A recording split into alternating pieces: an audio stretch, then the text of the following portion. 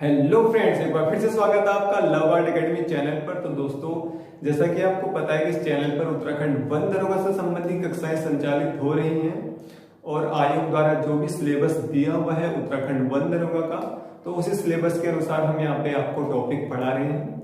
तो सिलेबस में दोस्तों एक टॉपिक है आपका संवेग संरक्षण का सिद्धांत। तो आज हम इसी सिद्धांत के बारे में चर्चा करने वाले हैं।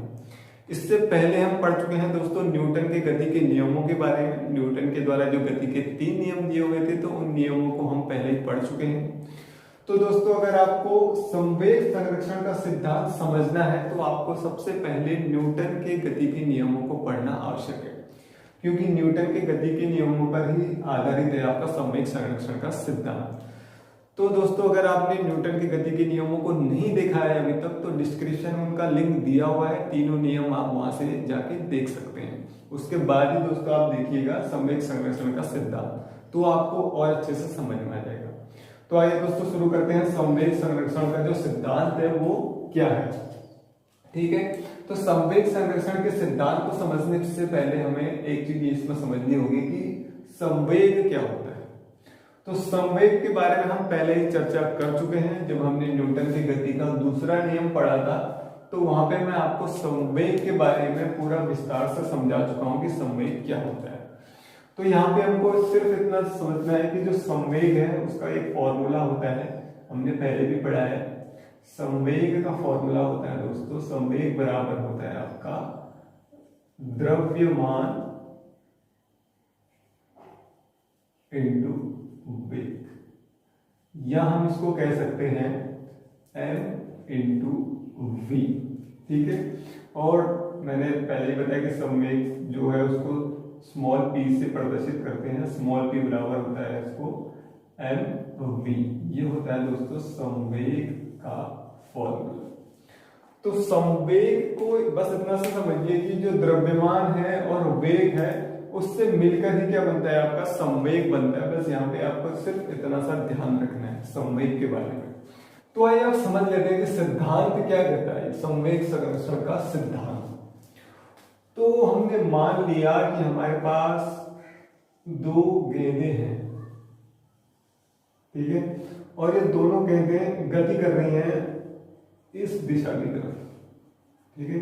इस तरफ ये गेंद गति कर रही है और इसको मान लिया हमने गेंद ए और इसको मान लिया गेंद बी। इनके नाम दे दिए और इनका द्रव्यमान भी मान लेते हैं कि इसका द्रव्यमान मान लो है एम ए और इस वाली गेंद का द्रव्यमान है एम बी। अब हम संवेग की बात करें तो इनका कोई ना कोई वेग भी होगा, कुछ ना कुछ वेग होगा।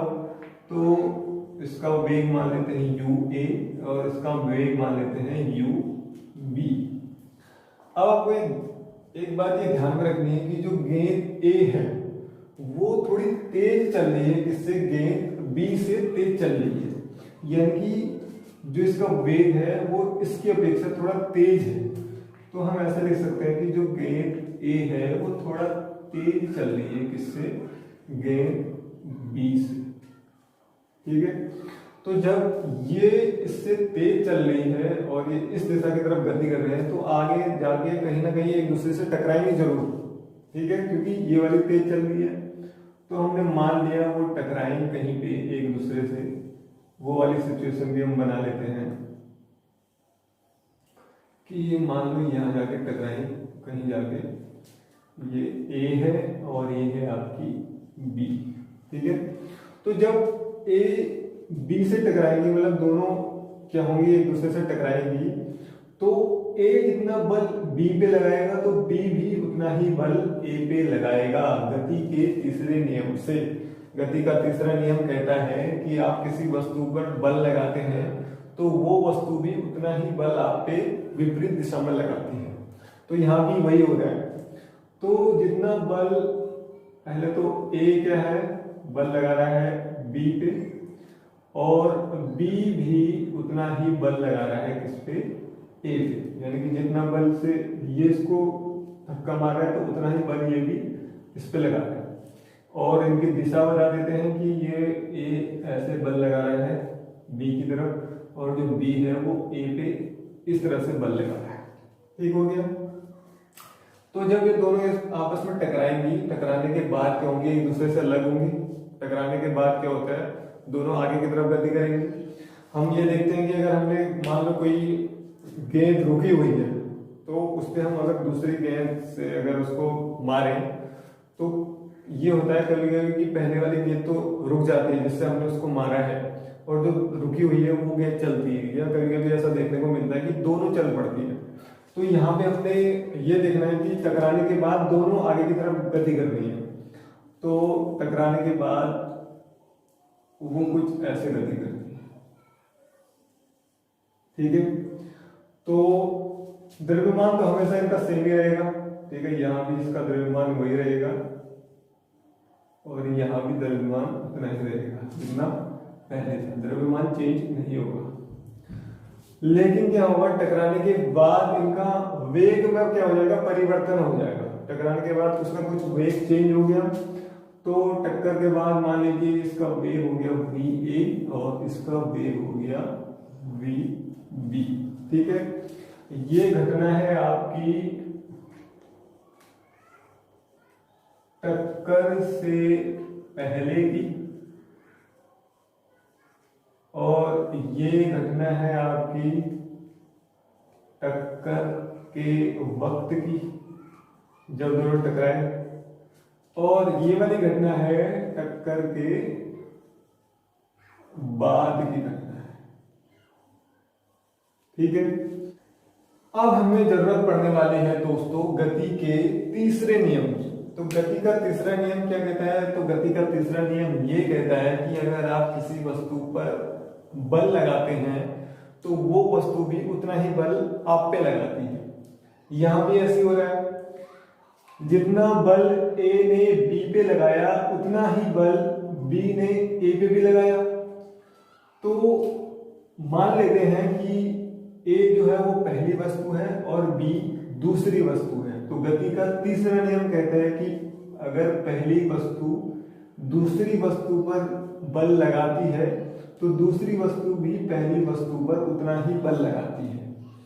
तो दोनों सेम बल लगा रही है, ये भी उतना लगा रहा है, ये भी उतना लगा रही है, तो इनके जो बल होंगे वो बराबर हो जाएंगे। तो क्या हो जाएगा, जो बल है जो A ने B पे लगाया वो भी बराबर हो जाएगा जितना बल B ने A पे लगाया, यानी कि दोनों ने सेम बल लगाया। लेकिन एक बात आप ध्यान रखिए कि इनकी दिशा विपरीत है, यानी कि जो A है वो इस तरफ बल लगा रहा है और B इस तरफ बल लगा रहा है। तो इस कारण से यहां पे आ जाएगा माइनस का चिन्ह, ठीक है। और दोनों सदिश राशि है तो इनके ऊपर ये चिन्ह भी आ जाएगा। तो अब हमें चाहिए दोस्तों गति का दूसरा समीकरण, और गति के दूसरे समीकरण से इसको हम सॉल्व करें, यानी कि इसको आप खोल लें तो ये हो जाएगा आपका MAVA माइनस UA/T बराबर माइनस का MVB माइनस UB/T। यहाँ पे जो हमने T लिया है यानी कि जो समय है, यानी कि ये कह रहा है कि टकराते समय कितना समय लगा, जब दोनों टकराए तो कितना समय लगा, यानी कि A ने जब B को धक्का दिया तो उस समय कितना समय लगा उसको धक्का देने में। तो अगर हम इसको मान लेते हैं T1, इसको मान लेते हैं T2, तो जब A जितने समय में A ने B को धक्का दिया तो उतना ही समय में B ने भी A को धक्का दिया, यानी कि जितने समय में A ने B पर फोर्स लगाया उतने ही समय में B ने भी A पर उतना ही फोर्स लगाया, यानी कि दोनों का फोर्स तो बराबर था। अब क्या है, यहाँ पे समय भी बराबर है, जितना A ने B पर लगाया समय उतना ही B ने A पर भी लगाया। तो हम ये कह सकते हैं कि जो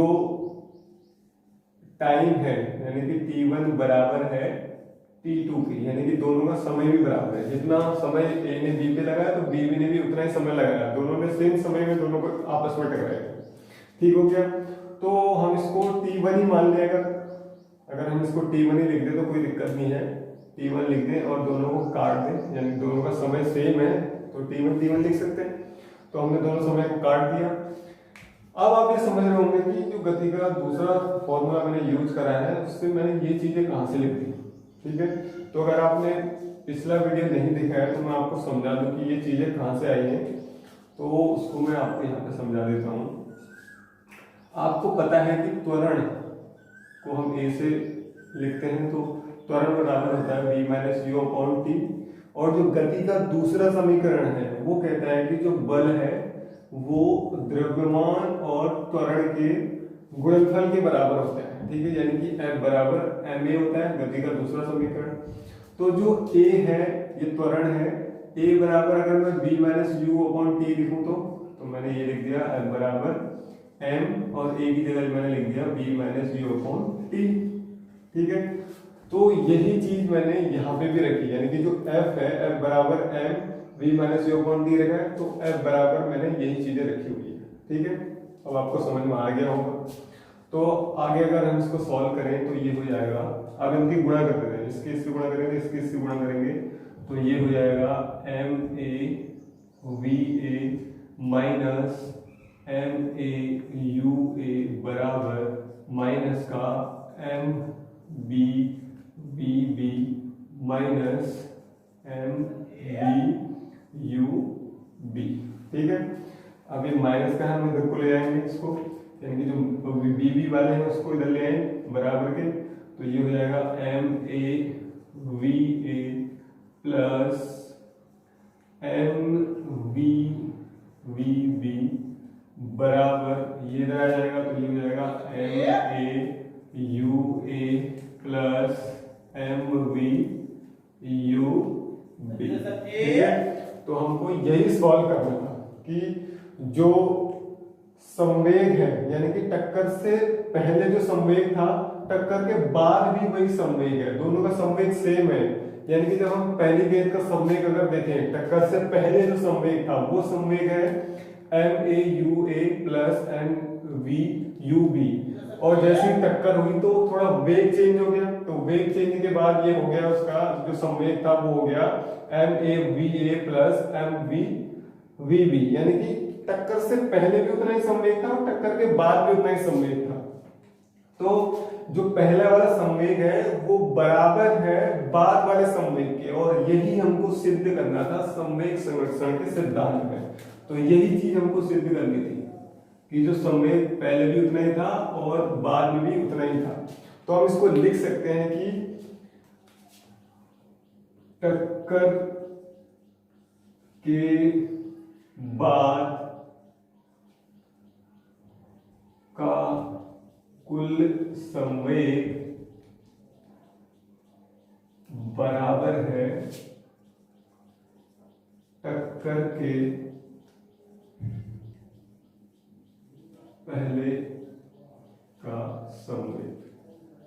ठीक है, तो टक्कर के बाद वाला संवेग ये है और टक्कर के पहले वाला संवेग ये है, तो दोनों संवेग क्या है, समान है, बराबर है। तो यही हमको सिद्ध करना था संवेग संरक्षण के सिद्धांत में। ठीक है दोस्तों, तो संवेग संरक्षण का सिद्धांत भी आप यहाँ पे पूरा हो गया है। तो सिद्धांत तो समझ लिया हमने, मगर आप ये भी सोच रहे होंगे कि सिद्धांत तो समझ में आ गया, मगर करेंगे सिद्धांत का कहाँ काम आएगा ये सिद्धांत। तो जो ये सिद्धांत है संवेग संरक्षण का, तो ये सिद्धांत काम आता है दोस्तों रॉकेट लॉन्चिंग में। ठीक है, जब हम किसी रॉकेट को लॉन्च करते हैं तो वहां पे काम करता है संवेग संरक्षण का सिद्धांत। तो कभी भी क्वेश्चन आए कि रॉकेट लॉन्चिंग में कौन सा सिद्धांत काम करता है, तो उसमें काम करता है संवेग संरक्षण का सिद्धांत। कैसे काम करता है, जब रॉकेट लॉन्च करते हैं, लॉन्चिंग से पहले वो जब लॉन्च नहीं हो रहा है तब उसका जो संवेग होता है वो जीरो होता है, तब तक वो जमीन में है। लेकिन जैसे ही उसको लॉन्च किया जाता है वो धीरे धीरे क्या होता है, ऊपर की तरफ उठने लगता है और आसमान की तरफ बढ़ने लगता है। तो पहले तो उसका संवेग कितना था, जीरो था जब जमीन में था, जब वो बिना लॉन्चिंग के था। लेकिन जब उसको लॉन्च कर रहे हैं तब भी उसका संवेग पहले जितना ही रहता है। कैसे रहता है, जब आप देखते हैं रॉकेट ऊपर को जाता है तो उसके पीछे कुछ आग जैसे लगी होती है, वो जो ईंधन होता है वो जल रहा होता है। तो वो ईंधन क्या करता है, उसको ऊपर उठाने का काम करता है। ठीक है, तो ईंधन उसके संवेग को जीरो रखता है, मतलब वो किसी फोर्स से नहीं उड़ता, वो उस ईंधन से वो आगे ऊपर को उठने लगता है, और धीरे धीरे जब उड़ता है तो उसके जो पार्ट्स होते हैं रॉकेट के वो पीछे को गिरने लगते हैं, तो वो उसको और गति देते हैं जिससे कि वो और ऊपर को चले जाता है। तो संवेग उसका पहले भी उतना रहता है, बाद में भी उतना ही रहता है, इसलिए रॉकेट लॉन्चिंग में आता है काम संवेग संरक्षण का सिद्धांत। ठीक है दोस्तों, तो सिद्धांत आपको समझ में आ गया होगा ऐसा मैं आशा करता हूं। और दोस्तों अगर आपको वीडियो पसंद आ रहा है, तो वीडियो आपको अच्छा लग रहा है तो वीडियो को लाइक कीजिए, दोस्तों के साथ शेयर कीजिए। साथ ही अगर चैनल पर नए जुड़े हैं तो चैनल को सब्सक्राइब जरूर करिएगा दोस्तों, और बेल आइकन को प्रेस भी जरूर करिएगा। तो दोस्तों मिलते हैं अब अगले टॉपिक पर। धन्यवाद।